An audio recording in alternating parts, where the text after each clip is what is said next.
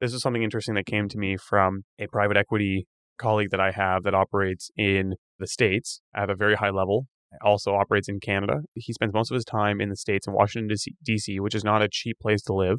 And he said, negating the currency exchange, it actually cost him twice as much for his day-to-day expenses being in Nova Scotia versus being in D.C.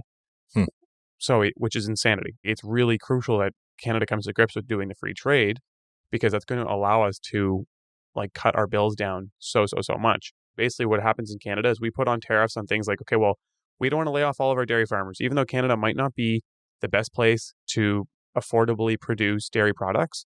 We want to keep our own internal dairy farmers and our own ecosystem. So we put tariffs to reduce the ability for other countries to provide those products at a reduced rate. Yep. And so we end up paying more to be able to keep our local economy alive. Thanks for tuning in to the Canadian Private Lenders Podcast, the show about starting a private lender in Canada, the mortgage industry, and the real estate industry. Your hosts are Neal Andrino and Ryan and Neal. Enjoy. All right, everybody, welcome back. It's episode 59 of the Canadian Private Lenders Podcast with your hosts, Ryan and Neal. Neal, how you doing today? Good. I'm a little sleepy. Yeah? Were you up late watching the election results last night? I was, yeah. Yeah, I was fortunate I got invited to one of the results parties. Oh, cool. Hopefully on the good side? Yeah. I guess it's been be pretty gloomy in the red rooms last night. I can't imagine what that would have been like. But yeah, no, it was a PC party. Yep. And it was interesting. So, I mean, I guess I'm assuming everyone here that's listening is from Nova Scotia, but if you're not, it was the elections last night, and PC swept with it. Was it considered a super majority at that point? Yeah, it was a super majority. Yeah. Yeah. So it was obviously it was all super high spirits and everyone was excited. But it was interesting to see how many people voted PC in comparison. I feel like we are a very liberal province for basically historically for a very long time. Yeah. So I think they were saying it hasn't been a super majority for the PCs in 100 years. That's crazy. Or over, I think, 120 years or something. That is crazy. So it was quite the show to see that take place. Yeah. It feels like things are changing in Atlantic Canada. I know New Brunswick had a conservative government for a long time. I think it's now liberal at the most recent election. But it's quite interesting to see. And I don't know if that's going to translate to federal politics too, because I know federally Atlantic's always been red. Yeah. Very, very red. So yeah, I think it will. And I think that's part of the two things I think for me is why I went so PC was partially everyone federally is looking for change for a mixture of reasons. I think people are just fed up, and sometimes there's maybe misallocated anger, but it's fed up with what's going on now. Yeah. And then combined with, I think you see the states, which we'll talk about here in a minute, not necessarily getting along with our current party in power. And then Tim Houston, from my perspective, has been doing great. I know there's some people are saying he's overspending or misspending, but I think the bigger thing is he's kind of going after the concept of change and making things happen quickly, which I appreciate, even when sometimes not everyone agrees. They're going for it, which I think is kind of what we need at this point. I haven't heard a lot of negativity about Tim Houston since he's come into power. It's kind of been Nova Scotia's heyday too in the last 3 years in terms of property valuations and making it rain with property tax bill right now. People's net worths increasing significantly out here, and kind of Nova Scotia in general just coming onto the map more nationally. But we'll see how the next several years go for him. 100%. And to that point, I don't think I've heard the general public have much negativity. It's been more that's when you see the other political parties when they're doing their debates trying to attack, and of course that's what I don't know if they're supposed to do it, but I guess that's politics. Yeah. And they've just, I think, really tried to push on the fact that there's been overspending or misspending, especially with some medical facilities where they kind of just bought them without going to public tender. Right. That's right. That was big news. Yeah. But again, I think the intention there was correct. And I also, I don't know, I can go a deep dive on that, but I don't think he made the wrong decision ultimately to do it. I think it just shows the idea of we need to make things happen. So, yeah, absolutely.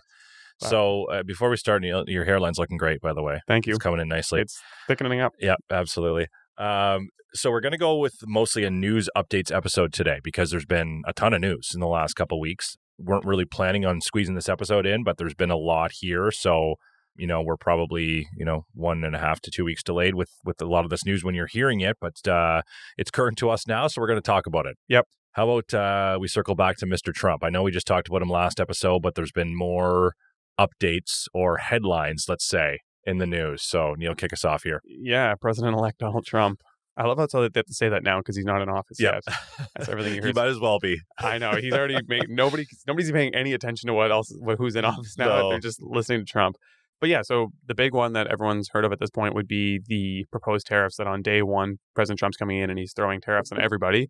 And then for Canada and Mexico, he's throwing on a 25% tariff on all goods. He says he is. Exactly. He says he is. I think, and what the intention was to pressure both countries into addressing illegal immigration and drug trafficking. Yeah. We were talking about this, like Canada's not really an offender of either of those things. Yeah. Or not a significant offender, at least when compared to Mexico, at least. Exactly. So I think it's really to pressure Mexico into addressing that. Yeah. For Canada, my perspective was it's more to address the tariffs that Canada has on the States. Yeah. And to try and create more of a free trade border system with the States across everything. Like I don't, this might actually go in for a temporary period of time, but really I think it's so that we come to the table and renegotiate this immediately. Yeah, to your point, Neil, so of the 3 million intercepted unauthorized border crossings in the U.S. last year, only 7% originated from Canada. And of the 20,000 pounds of seized fentanyl, which is the major issue here in the drug trafficking trade, only 43 pounds came from Canada. So less than 1%, total, right? Out of 20,000 pounds. Oh, wow. Yeah. 43 came from Canada. But that being said, you can see with the politicians already, like it's made them jump.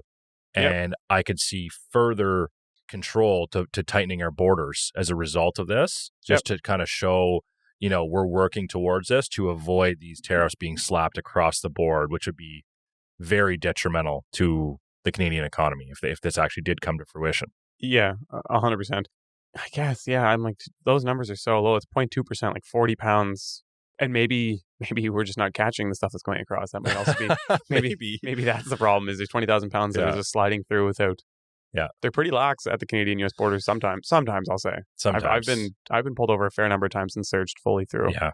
Actually, I've been pulled over and searched my whole car multiple times. So maybe that'll be good. But ultimately, the concern is if it does go into place, how impactful that'll be on the economic climate within Canada, where we already have concerns of continued inflation with the fact that our currency is dropping so quickly. Yeah. That to me is scary. Like if this does come into play, combined with that, it'll just ramp inflation to the moon very quickly all over again. Yeah. So this is something that we need to address prior to him coming in office. And I think it's almost kind of good that he's announcing it now. Yeah. So people can be like, oh shit, let's scramble and try and come up with something. So we come to the table. Absolutely. The 2 to 3 weeks that we need to come to the table, we can get that done prior to him actually coming into office. Absolutely. It's smart for him to do it that way, I think, too. If this was to come to fruition, economic projections suggest potential damage to Canada's GDP ranging from minor effects to significant losses up to 5%. Oh, yeah. That I think definitely. Like we would get slaughtered. I went to a presentation with, I was mentioned to you earlier, with the ambassador between Canada and the States. Yeah. Was it I forget her name, Kristen Hall, I think it was. Hallman? Holland, yeah. I think, yeah. She was very knowledgeable, great presentation. And just the part that she really surprised me with is how Canada is the biggest trade partner with the States, doing over $3 billion a day in trade. Like Crazy. She said, most countries, what we do in a week with the States is what most countries do in a year with the States. Yeah. And we're doing more trade than China is with the States. Yeah. So just keep that in mind because China's at the top of conversation with everything States and Trump. We're a bigger trade partner than them. And it makes sense to your point. Like we move a lot of the heavy base resources, energy resources, which are very costly and have huge value. Yep. But we need to be, because he's putting 25% tariff on all goods. So technically that includes energy resources. Yep.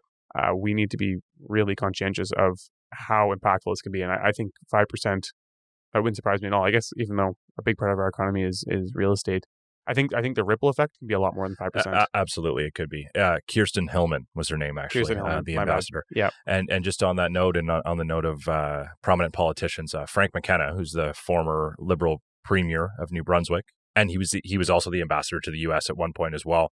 He said he doesn't expect the tariffs of that magnitude to come to pass, arguing that they would be mutually assured destruction, and there'll be legal challenges on both sides of the border if it was to come to that.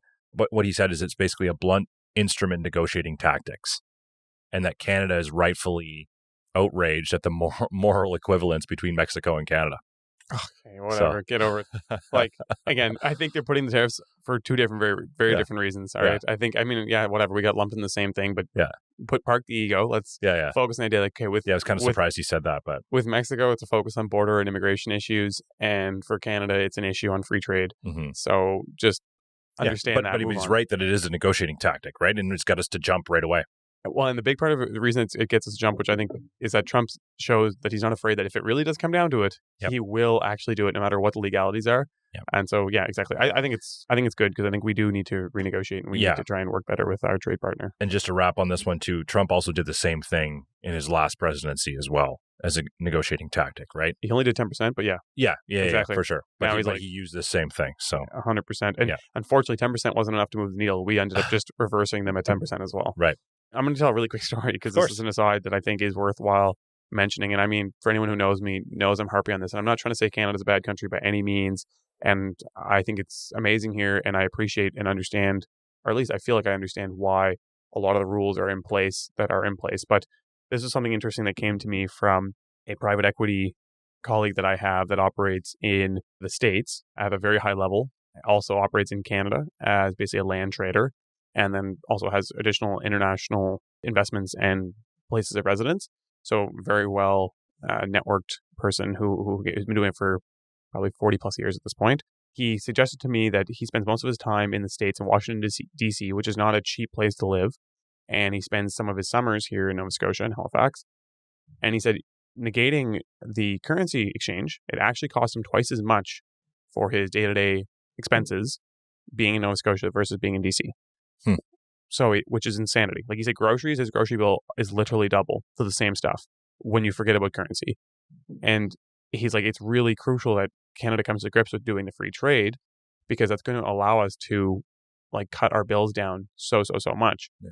And I guess the reason I want to say it is it's interesting consideration when you look at, and this is, again, what you need to subscribe to. So, and I'm starting to kind of come to grips with this. If I'm in Canada, instead of bitching about this, I need to accept this because basically what happens in Canada is we put on tariffs on things like, okay, well, we don't want to lay off all of our dairy farmers, even though Canada might not be the best place to affordably produce dairy products. We want to keep our own internal dairy farmers and our own ecosystem. So we put tariffs to reduce the ability for other countries to provide those products at a reduced rate. Yep. And so we end up paying more to be able to keep our local economy alive. And so I guess, again, I'm starting to get to a point where I'm like, you know what, instead of bitching about this, I will appreciate, I guess, what Canada's done where they really level the playing field. So if you're here, they want to create a safer environment for everybody and keep the playing field very level. Yeah. But in doing so, everyone has to spend a lot of money to get there. Because if you have a bit more money and you want to have that bigger grocery bill and you want to have all those items, you're going to pay to keep all those other people employed and keep things running. And if that bothers you, then you need to consider that maybe this isn't the environment for you versus, I think, fighting against it sometimes. Yep. I'm not saying not to go against some policy. It doesn't mean just go with everything. Like, oh, they put in this, they put in that. But it just, something that kind of clicked in my head is I'm like, instead of, like, it's never going to change. And that this is ultimately what we've created here. And it's a great country for that reason. Yep. Right? Like, a lot of these other countries have very unstable economic climates, geopolitical climates. Like there's conflict involved. And so we kind of seem to skate away from all of that. But it's just an interesting kind of moment that clicked in my head. And I was like, okay, yeah, that makes sense. And it is wild to see it is a very expensive place to live, but we live in a very stable, nice place. Yeah. So there's good and bad that comes with it, There's good and bad with it. But anyways, all to say, hopefully we can get these tariffs locked down because if inflation goes crazy, things are already very expensive. Great segue into our next one here, Neal. Your favorite topic, the rates in Canada. So, obviously, like as you alluded to, inflation data came back higher than expected this past month, right? So it bounced back to 2%, which is still within the range of the Bank of Canada's target. But now forecasters are concerned that, the jumbo cut that was expected for December will not be the case. And say the expectation has now been decreased to a 25 basis points cut in December versus a potential 50 basis point cut, which would lower the overnight rate from 3.75 to 3.5. Yep. What's your initial thoughts on that? I think we touched on it last time. I suspect that this is, I always wonder how do we miss all this data and then it gets brought up later? Like I still am a bit of a conspiracy theorist on that of like, is that really a mistake or like, because they manipulate what, like the way the GDP, or not GDP, but how inflation numbers are measured constantly. And so I'm not nuanced enough or researched enough to really speak to it, but sometimes I wonder if there is a bit of manipulation there to be able to utilize it to reinforce what they're doing with the BOC. And knowing where our currency is going and the concerns of another run on inflation, I think it's actually an easier way to get the public, reduce concern with public and doing a smaller cut, if that makes sense. So basically, instead of saying like, hey, our economy's collapsing and inflation's about to go crazy again, we can come up with a new manipulation tactic on how we measure the inflation to say that things were better than we anticipated. So that's why we're not doing the cut. And so, yeah, I suspect that we will have a smaller cut or no cut.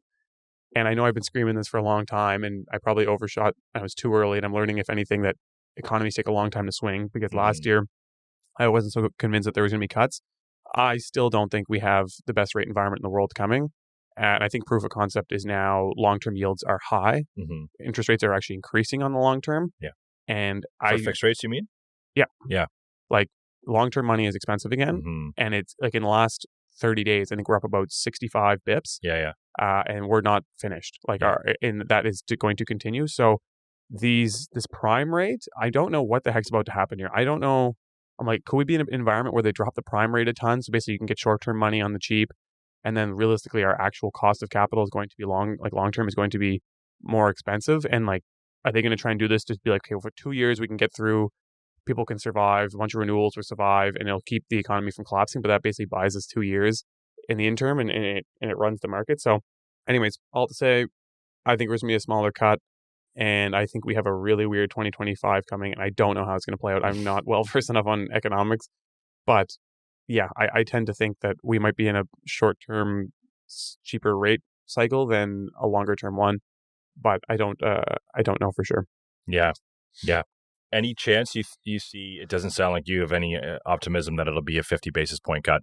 I'm not, but again, I need to start researching on the difference on how the prime rate impacts things, where that capital is coming from, and how long-term bond yields kind of play into each other, and how that could look based on our economy. And I've said it before, but everyone's like, oh, they're so stupid. Like, everyone, BOC is so stupid, government's so stupid. I'm like, I don't think that's the case. So I would try to understand what, like, looking at an expected continued inflation cycle for Canada, how they would manage that by dropping the prime rate with long-term rates continuing to increase. Like, is that an option?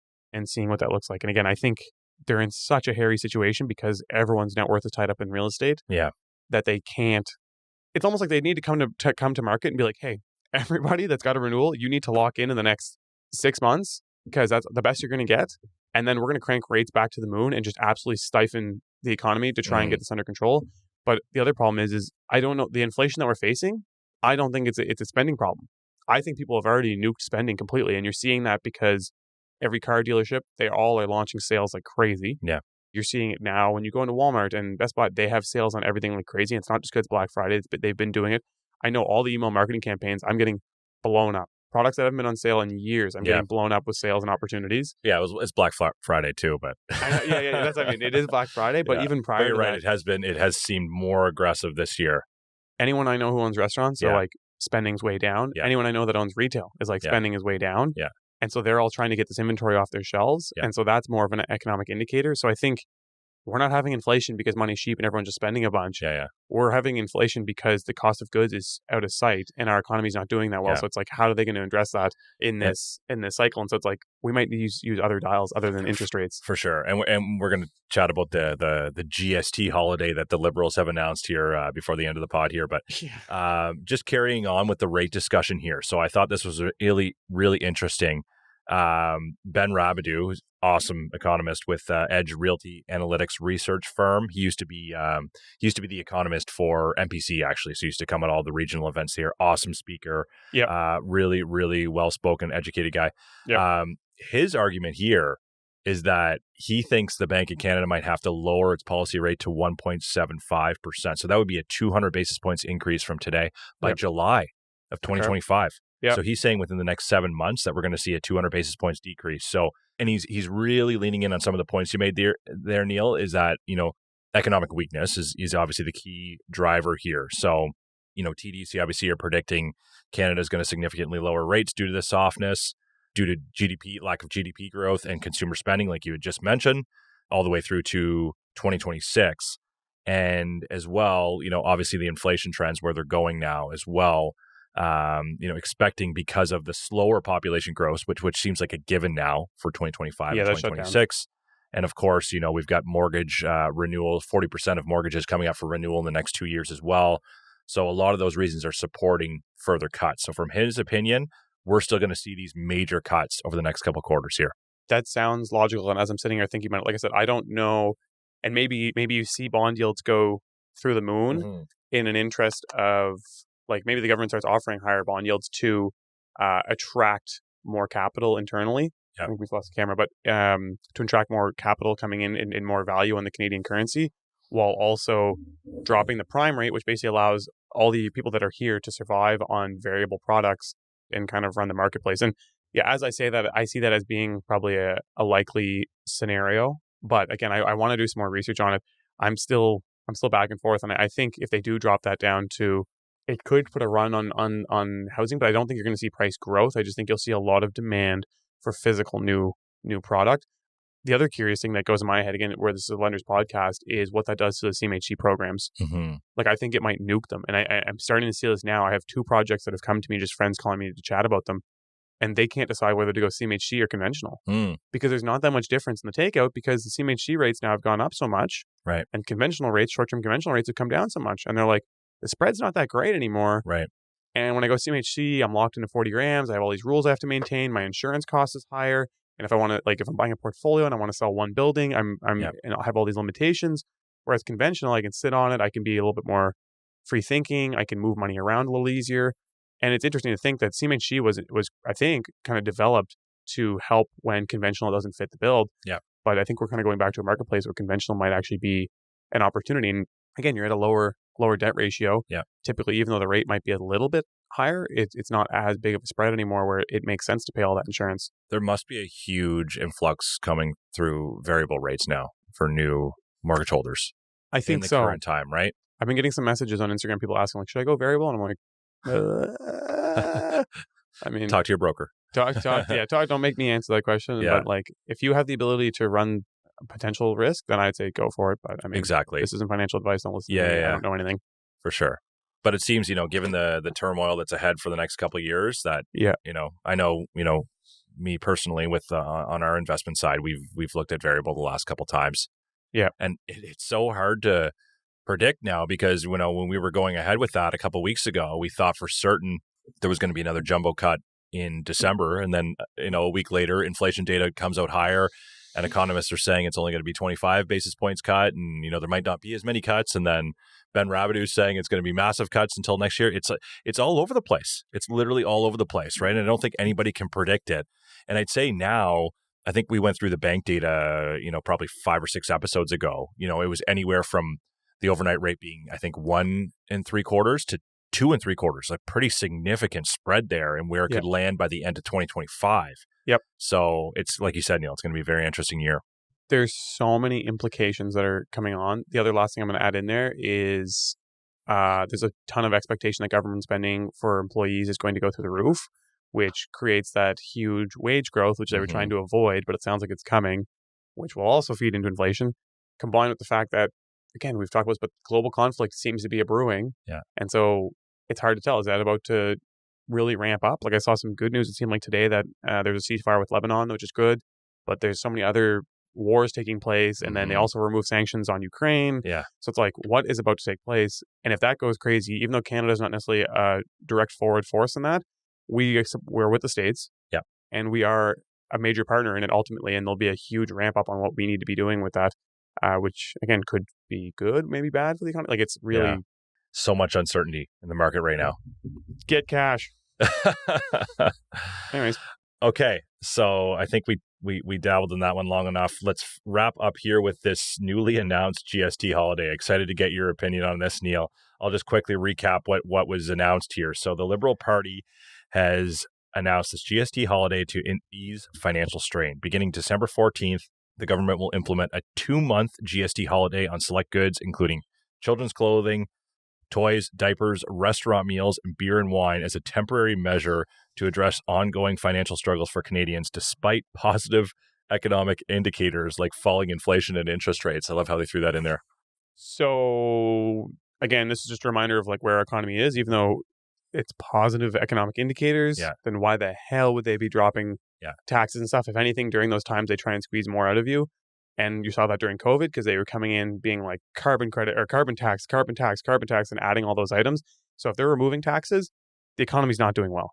That's an indication of like 100%. we are getting obliterated, and like they're just saying like, no, we're not charging any more tax anymore. Like that is a scary, scary sign. That's my first take. Second of all, why December 14th? I'm going to have all my Christmas shopping. Well, hopefully I'll have most of my Christmas shopping done by then. Absolutely. Even though typically I do it on the 24th this year for the first time ever. I've started now. Canada Post strike scared me. You're ahead of me, man.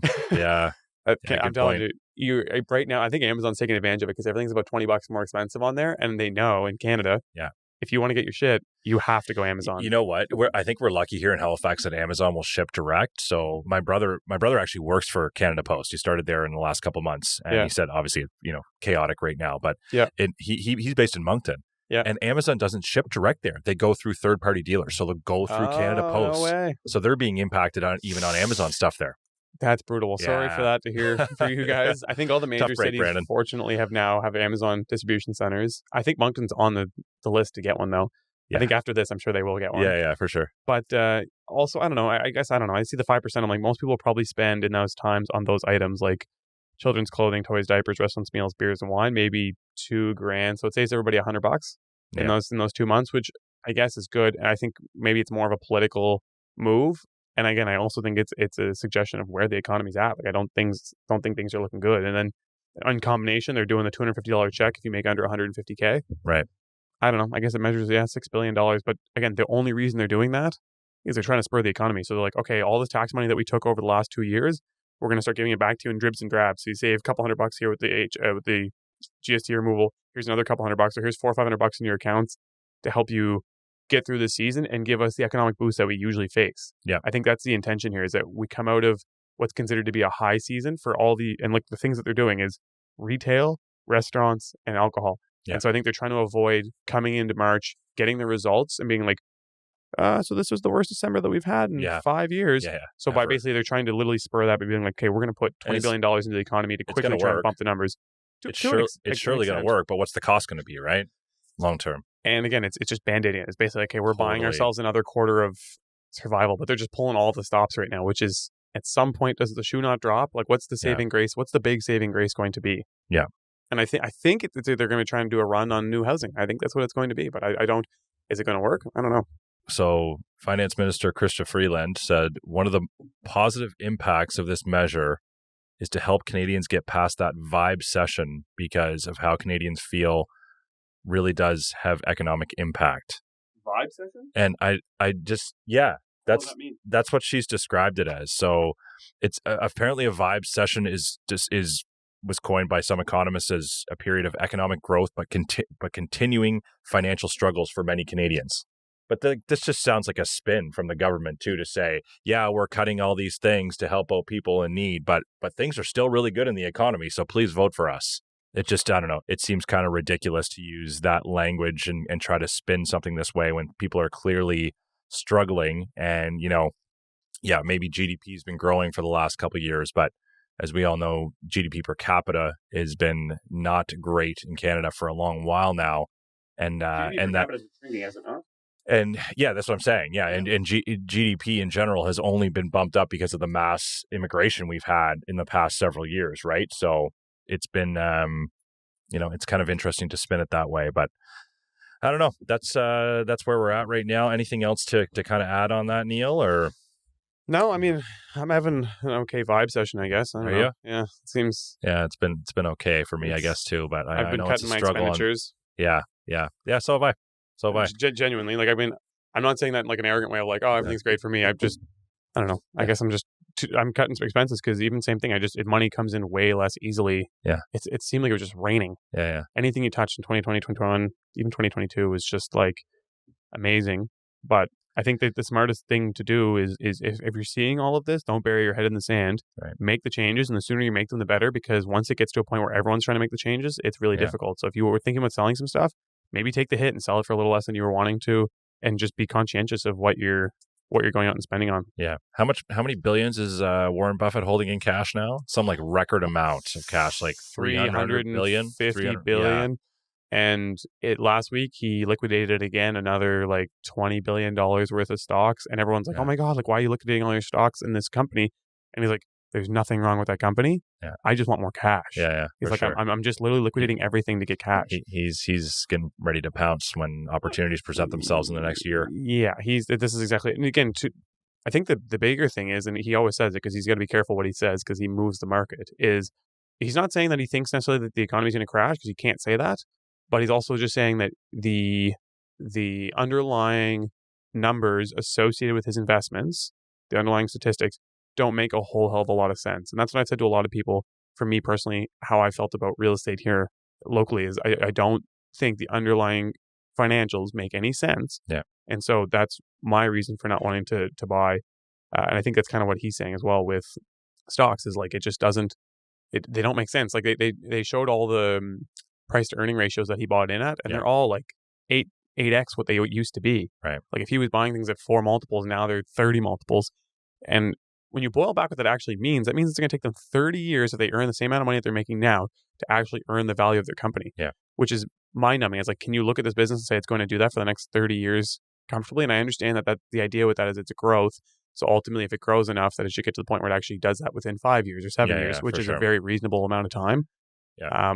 But it's interesting. Like I think even he says he's not cutting Apple because he's cutting Apple because he wants cash and he doesn't think there's anything wrong with the business. And I don't think there's anything wrong with the business either. But Apple's a very expensive luxury product. Mm-hmm. And I think we might go through the first cycle here where maybe not every and I think we're already at that, where not every North American thinks it makes sense to own or desires to own an iPhone because they're so goddamn costly. Yeah. And every phone is almost really, really good now.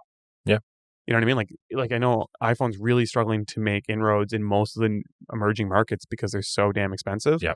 And I think it might even get to that point here now in North America where people are like I feel like everyone used to upgrade. There was a window there between like the iPhone 6 to like 10 where everyone upgraded. Mm-hmm. Do you know what I mean? Like every time the new one came out, you upgraded. Yeah. Once they broke through 10, they started being about 2K. It's like, oh, well, maybe I upgrade every like third or fourth iPhone. Yeah. And like, does it really make sense for me to spend 2K for a new camera? That's it. You know, what's the value add for the new ones now? It feels like the innovations kind of died off there for the iPhone at least, right? Yeah. It feels like they need to make a jump into something else, the VR or whatever, the goggles that are coming out, right? So we'll see. I think the goggles will be the next, but it's going to take years. And I think you're going to see a lull there yet. On the iPhone sales for a couple of years. And in that time, they'll slowly get the goggles to a position where they actually make sense. Yeah. And then in about 5 years, I think it'll get to a point where then you'll go to a wearable product. You'll no longer have an iPhone. Yeah. And I think that'll become the new marketplace and they'll have a huge resurgence in that period of time. Yeah. And maybe we see Microsoft or Google come and surpass, not necessarily surpass Apple, but really cut into their market share in the space because we know, Microsoft has come a long way, especially their market leader in AI, right? So internationally, I think if you're globally for phone users, iPhone's not the leader. Yeah. I think Android operating systems actually are over iOS. Yeah. Because again, you look at emerging market like India, they have no market share at all. Yeah, exactly. So just to wrap up, Neal, so I know we didn't talk a ton on the lending or broker side of the business today, but we thought these were important news articles that'll directly impact our economy in Canada. Yep. But just on that note, we've got some major guests joining us in the next couple episodes. So highly encourage people to tune in for the next couple. Some pretty prominent people in the industry. So we're pumped for that. So we thank you all for listening and look forward to welcoming you back soon. Thanks, guys. Hey, guys, it's Neal Andrino, your co-host and your co-founder at Keystone Capital and Director of Investor Relations. I'm also a real estate agent, real estate investor, and business owner. And your co-host here, Ryan McNeil. I'm the co-founder and president of Keystone Capital Group. Keystone Capital Group is licensed under the Mortgage Regulations Act of Nova Scotia, license number 3000549, and through FCMB, license number 88799. And keep in mind, the views of this podcast are for informational purposes only and is not financial advice.